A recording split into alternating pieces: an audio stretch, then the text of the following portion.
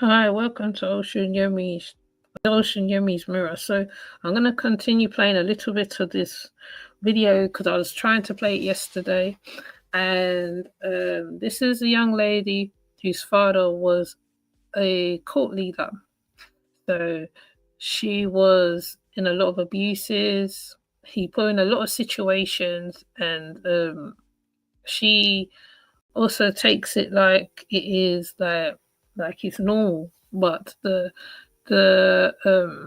host lets her know that it wasn't normal and certain stuff. So it gives us a little insight into the children who is parents who are parts of cults and stuff like that. Now, though she comes from an African background, because bear in mind, I am covering the Kingdom of Kabbalah. So this is kind of associating certain stuff because, like, I did a little bit with Nikkei, um, the Jean Gashaw's daughter. So this is just an additional as well because I feel this young girl has a story to tell. I hope she writes a book later on, and I hope she produced it so that others can hear her story, because sometimes you don't know what people's going through. You see people up and down every day. You don't know what they're going through. You don't know their pains, their woes, their highs, their lows. People go through a lot of experiences, all sorts of stuff. So, without further ado, I'm going to let it play. My duty as a sacrificial lamb. Number 3, it feels like people would be proud of me. People who I've left in my past, it feels like they'd be proud of me. And because I constantly seek validation as well from people, I've noticed that about myself because I understand why I do, because none of my parents really ever gave me that attention growing up. Yeah. Not in my education, not emotionally, not personally. Yeah. And so I started to kind of seek validation through other things, and I guess that's one way to seek validation. And I noticed as well that the only way that my biological father would ever give me any sort of attention, I guess, was if he was ever hurting me or doing something. That's the only ever way that I was ever loved, was through that way. And because the cult does that, I see that as stability. I see it as constant stability, because they're doing the things that that happened to me in my childhood. And so I'm so used to that I'm telling myself it's stability, and I seem to believe it. So let's break down this cult then, because your first experience of this cult, or should I say men coming into the house, was you was a young girl. Your dad obviously has told you that he has mental issues, if you like, and that he's going through a lot, and the only way it can get better is if you listen to his friends. Now, you went home that evening and there was men at the house. What was your first experience with these men, and where was your dad? What was he doing? Kensington Wade is an award-winning school with a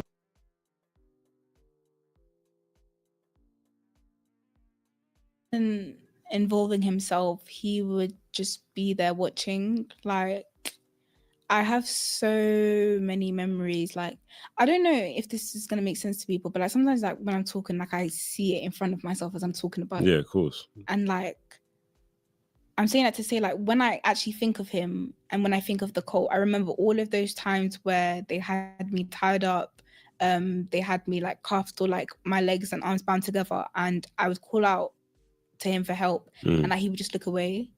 Like he taught me, like, as my mom said, no one's gonna help you, no one's gonna come. You have to help yourself. And I started to see that, I started to understand. I do understand why she would say that. But the cult from the very beginning, at first, I'm not gonna lie, I thought it was like a family dynamic. Like, I thought, okay, I'm finally having a family that I need, because it was like we were all there together. We had a very strict routine, like very, very strict routine. Wake up at 6. I was awake at 6. Always on the dot at 6, I'd be woken up. And then like we would do prayer and stuff like that. And I remember when I was younger, first it was always whipping. I always get whipped every morning. I had to get whipped every morning. Yeah, literally every morning I always had to get whipped. Like, it was literally routine. What, whipped on your hand? Like, no, I have to take my top off and I get my back whipped. Really? Yeah, every morning. what do you call it? Every morning from Friday to Saturday, not on a Sunday. From Friday to Saturday, I'd get whipped. And Do you have scars there now? yeah. And do you know what? I always struggle with a lot of my scars too, because I've got scars from like years back, like childhood scars. And then obviously the more experiences I've gone through, the more scars I guess have been implemented on me. But yeah, I still do have the scars. But they made it seem like it was like a big family, because we didn't live together, but every time like I was there, we kind of all temporarily lived together, and everything we all did was like in unison. We all learned how to speak the same way, learned how to address people the same way, different names and stuff, and the way we were dressed as well. And the way that we were dressed as well was different. So like we weren't allowed to wear white. Like the people higher up were always wearing white. We like had to wear like different dark neutral colors. I was typically always in black, because the more I started getting hurt, the more like I started bleeding and stuff started happening, and I wasn't getting any medical attention and stuff. So these men, they weren't just coming around and just having like normal sex. They were physically judging you. And now that sounds like something that happened to one of the Carbonation. Look, I can't remember what it was, Velvet. I can't remember, because I know there was many incidences with Velvet. You know, so when she says that, that makes me remember Carbonation a little bit, strange enough. You know, sometimes they'll wear colours. There's certain times that women wouldn't be there because they've been through abuses, been hit, whatever, or something happened, or they would not be on screen, and people will be asking where are these particular women are. And when she says that how she had to hide the scars, because people notice a lot.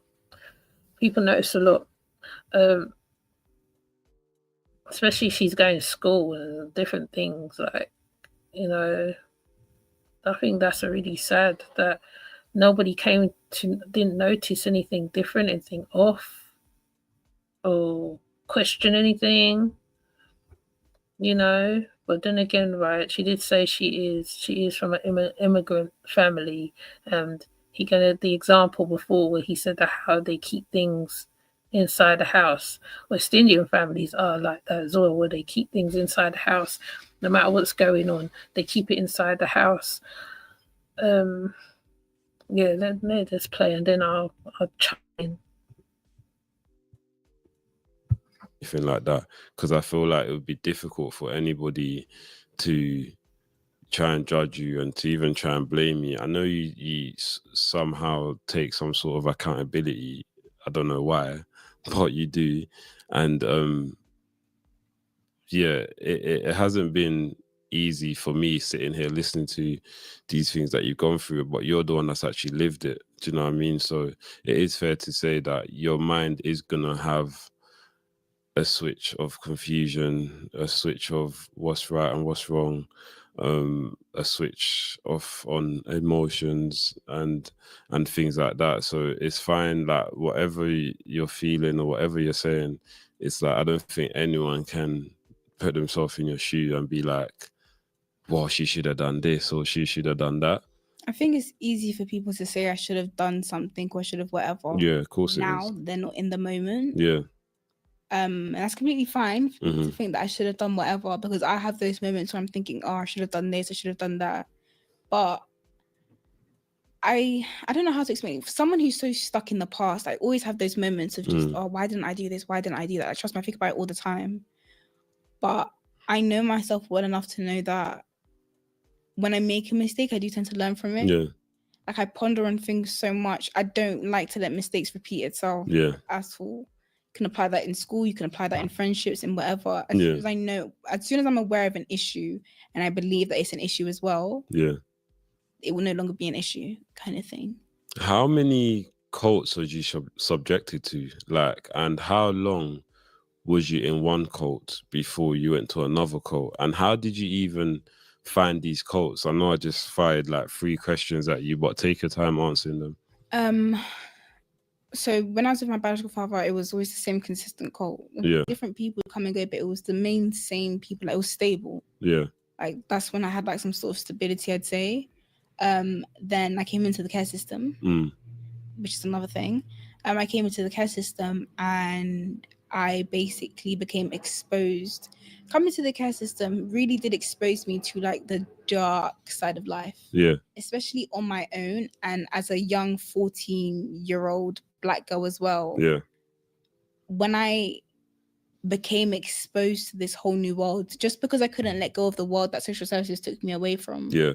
There was no turning back. It was like it just sucked me like so quickly. But I guess not that I'm gonna give anyone tips or like encourage whatever how to do these kind of things, but when something is your whole life, you just know how to just Yeah, it of just course. comes. It's It just automatic. comes out. Yeah.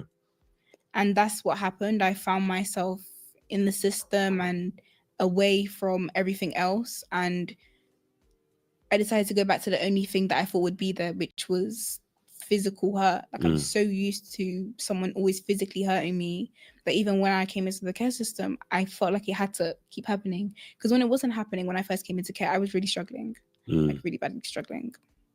When you say you wanted someone to hurt you, what kind of hurt are you referring to? It was so weird, especially when I came into care. It was so weird having like freedom, walking around the house, going to the kitchen. When I remember the foster care was like, help yourself. I was like, what do you mean help yourself? Yeah. Like, that was just so weird. And obviously all of a sudden, like I didn't get time to adjust. Like, it wasn't even a transition. It just happened. I've always been an emergency.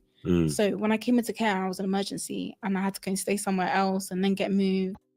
I'm making the most of my phone in case they take it away. I'm so tired. Like, there was no, let's slowly transition her like into this other world. That's what they were doing essentially. They were taking me away from one world and putting me back into another one because they thought that the world that I grew up in was unsafe and they thought they could provide me with a better life. Yeah. And I think because of the lack of time I had to adjust and just kind of feeling like I was just thrown into it, it felt like I couldn't find my feet. Yeah, yeah. Like, it would do. It was just so weird. And then especially like as well, the one thing that's always playing on my mind, like when I think of when I came into care, was the bedroom. Like, bedroom was always the place that like where everything happened. And so seeing a bedroom like different to how it was that I usually see a bedroom, like I'm seeing a bed, I'm seeing a heater, I'm seeing a TV, I see a wardrobe. It just... This game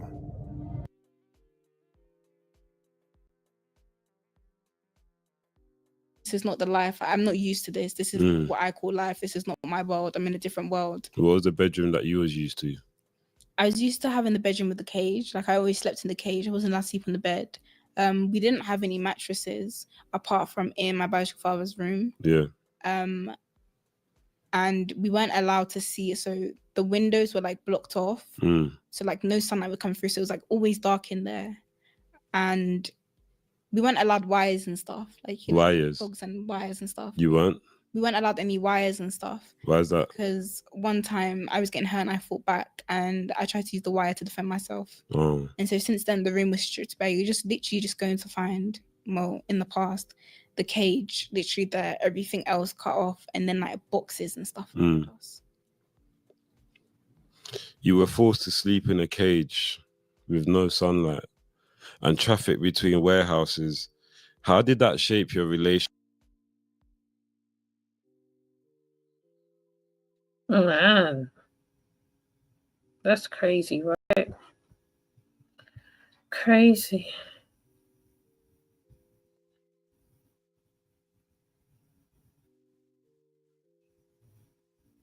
Is this a troll? Because I'm not dealing with no trolls today, you know. I'm taking you out.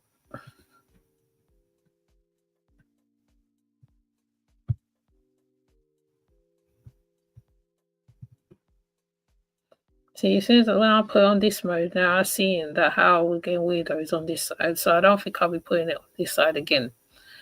But the main factor of this whole thing, this young girl is talking about her cult father. There's nothing cool about what she's talking about. There's nothing funny about it.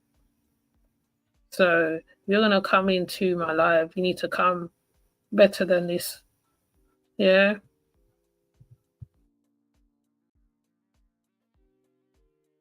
Relationship with your own body and your kind of, and Yeah. like, that's where the pattern of, I guess, people leaving me and not wanting to help me started, because I rejected the help from my mum. Obviously, that might be like a far reach, but in my head, that's kind of what I'm thinking. I didn't get help before, and so the system ignored me. But I guess the system as well is complicated. It's very complicated with the system, because obviously, to my mom, I'm meant to be her daughter. To the system, I'm a case file. They have many cases to go through, and I guess each case costs money. Yeah. Costs money, time, meetings, effort, Of everything. course it does, yeah. And the system is overworked. I agree with that. The system is 100% overworked. But I think because even sometimes on my TikTok, I talk a lot about the system on my TikTok. And, you get a lot of people saying, oh, but it's not fair because they're overworked. I completely agree with that. Yeah. But where I'm trying to get people to understand that the system is broken isn't because, the system has made a couple mistakes and is tired. It's because there's a difference between neglect and just a simple mistake. I think they've repeatedly made mistakes over and over and over again in terms of my case and my situation. It gets to a point where I can say, hey, that's actually neglect. Yeah. There's been times in the system as well where it's confused me, because the system has done exactly what my parents have done to me. Literally exactly what my parents have done to me. Obviously, I haven't had a social worker put her hands on me and stuff, but I've had a staff member put her hands on me. And basically, even though it was a she did exactly what my biological father did to me. But the difference is that I was living in accommodation provided to me by social services. I was living in a children's home. There was staff members, there was managers, there was everything. And everything I went through in terms of being trafficked in that house didn't get seen. And what confuses me about that situation specifically as well is because my stepmom was treated like a perpetrator when the police had found out what was going on and about me being beaten up. She was treated as a perpetrator. Yeah. But when it happened to me in the system, every guy's a free man. Everyone's walking freely, enjoying their life and everything, despite what happened. They shouldn't be walking free. They should all be locked up. They should all be locked up and throw away the bloody key. That's what needs to happen. I don't see why people find such glory in all this, hurting a child. She comes from one abuse situation to another abuse situation. Makes no sense to me whatsoever.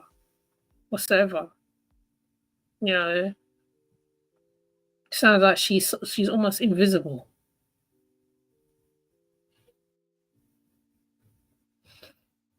I wanted to get to the cult part, but as it's on the mobile business, the thing, I noticed there's trolls coming in, so I won't let her go deeper into what she's going to talk about, because there's idiots who laugh at this like it's a joke. It's not a joke.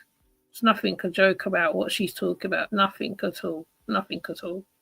Being caged, no, it's not a joke.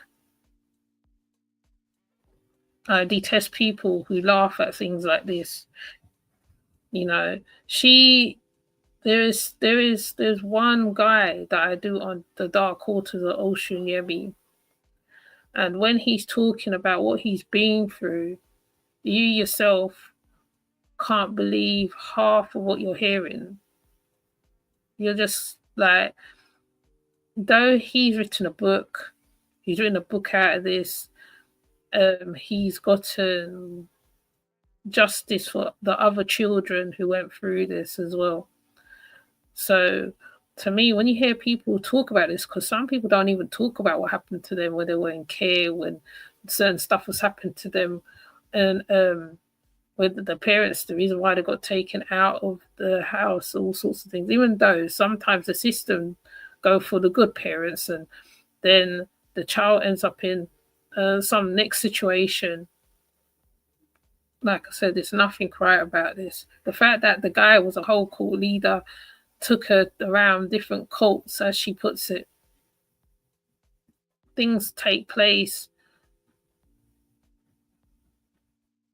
and people find it funny. That's why I just removed that person. That person's an idiot. I ain't got time for idiots. So my channels, both my channels, I'm very quite serious with them. I'm very serious. These subjects are very heavy subjects because people don't talk about what happened to them.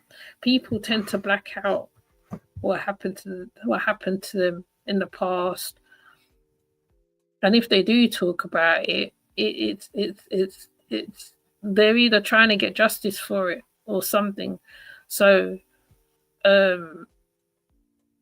if she was taken in by certain, I don't know, I'm not going to say certain because you know, to me, all colors, all creeds, they all have cruelty and certain stuff, right? She wasn't allowed to be a child. She wasn't allowed to live. She wasn't allowed to enjoy being a child coming up. No, everybody, it's not even right. But, you know, I'm going to let it play. I don't want it to go in deep because I think I'm going to do it a different way when she goes deeper, because I feel some people don't need to hear what she's going to say. The ones who's interested in what she's going to say and hear her story, then you come to her and hear her story. Because there's many children going through this. She's not the only one. Then she comes from a strict African family who's very religious as well. It's not a joking matter. None of this is a joking matter. And if I see any comments underneath this video, I'm definitely gonna block you. I don't care. Because some people don't say nothing. They keep it all embedded. Then they get in traumas. They're traumatized. They're doing substances. They're doing this. They're doing that. You don't know what the heck's wrong with the person. When you hear this story, you think, okay, then it kind of makes sense. They're trying to dampen that pain in them. You know?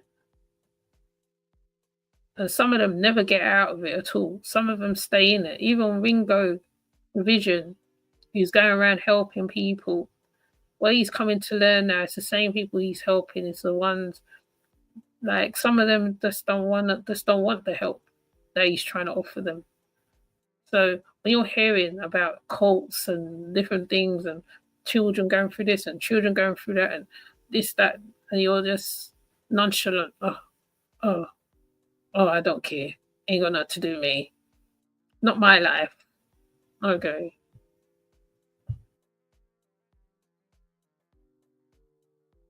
To me, and so that's where it kind of confused me, because the system picks and chooses who to call out. Like when I came into the system and what happened to me, if my biological father happened, I had, like, when I say so much support in terms of legal support, like I didn't have to lift a finger. I didn't have to call my own solicitor. I didn't have to text people and get people on TikTok to send me links for lawyers and whatever that could take on my case. Social services handled every single thing when it came to the case against my parents. But when I was hurt in the system by one of their own, number one, I wasn't made aware of my rights legally. I'm not gonna lie, I've had to do a lot of research and like do my own thing and stuff to actually realize that, number one, a crime took place. Number two, I'm eligible for things like compensation, I'm eligible for legal support. And number three, that's a whole case in itself against the house. I wasn't aware of any of that, like, at all. And that happened to me during GCSE time. I've only just now got legal support for that, literally just Friday. Let's talk about that. Let's talk about that a bit. Let's break it down. So you went through a hell of a lot with your dad, literally. You was introduced to a world that no child should ever be introduced to at that age, or at all, should I say. And the social services, the care system became aware of this, and they put you into protection. They put you into one of their own government-approved social care homes to look after you. At what stage was it that you started being abused by someone who works there, and it was a woman?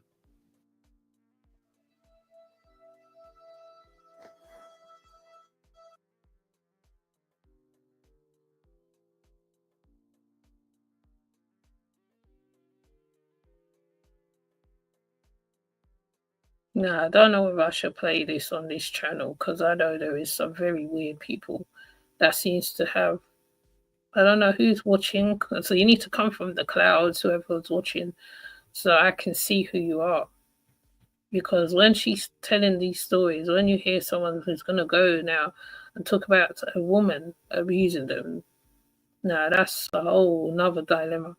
I might even just leave it here. Cause I feel she spoke a little bit about the cult and then probably come back in a different way, you know, because it's not, when people's telling their stories like this, it's not for, some people don't know how to listen to these stories and understand it. Some people will get off on the pain of others, and it's not like, and that's not the reason why I put her on the screen. All right, but I might just leave it there, even though it's a very short live. But I might just put it in parts, put certain parts up. I don't know. I'll see, because she has a story to tell. And I remember there's one content creator who said she was I don't think she was in the system. I think there's quite a few people who's been in the system that's on YouTube and they tell their story. It's always sad to hear how they deal with the children, the ones who wasn't lucky to get the loving parents, or the ones who wasn't lucky to meet nice people. You know, it's just, you know. Anyways, I might just leave it here because I think she's told a little bit about the cult, which is the part that I really wanted. I'm gonna see in the other one where she talks about it as well, but I'll leave it here for now. And I'll see you in the next one. Take care. Bye.